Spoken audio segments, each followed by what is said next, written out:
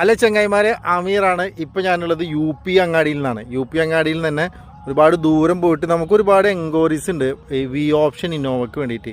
അപ്പോൾ ഇന്നോവകൾ കിട്ടുകയാണെങ്കിൽ V option കിട്ടാറില്ല.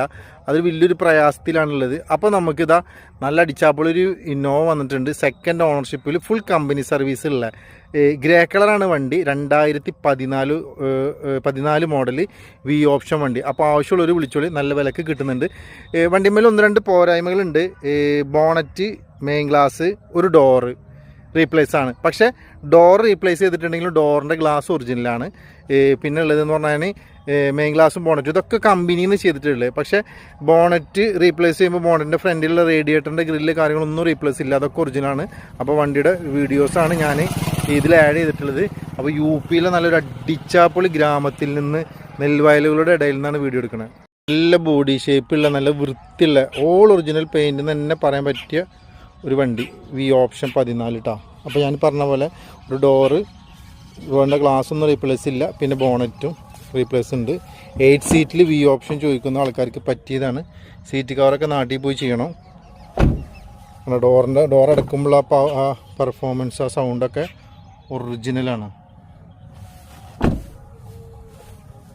ഇതിലേക്ക് വന്ന ഒരു തരി പോലും പെയിൻറ്റ് കയറിയില്ല. അതൊക്കെ ഒറിജിനൽ പെയിൻറ്റിലാണ് വണ്ടി ഉള്ളത് കേട്ടോ. ഏറ്റവും ജെന്യൂൻ ആയിട്ടുള്ള വണ്ടിയാണ്.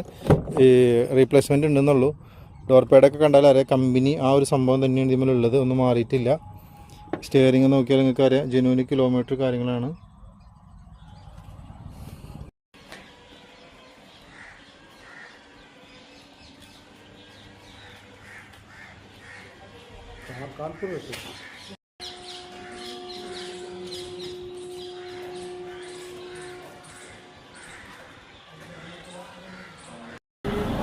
UP 65 മെയിൻ ഗ്ലാസ് ഒറിജിനലുള്ള വണ്ടി. അപൂർവങ്ങളിൽ അപൂർവം കിട്ടാറ്. പക്ഷേ ബോണറ്റ് ചേഞ്ച് ഉണ്ട്. 2015 G4.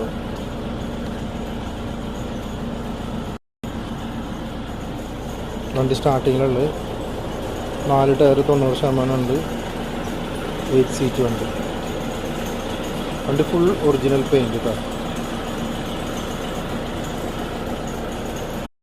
ഈ സൈഡൊന്ന് പെയിൻറ്റ് ടച്ച് ചെയ്യേണ്ടി വരും. 15 G4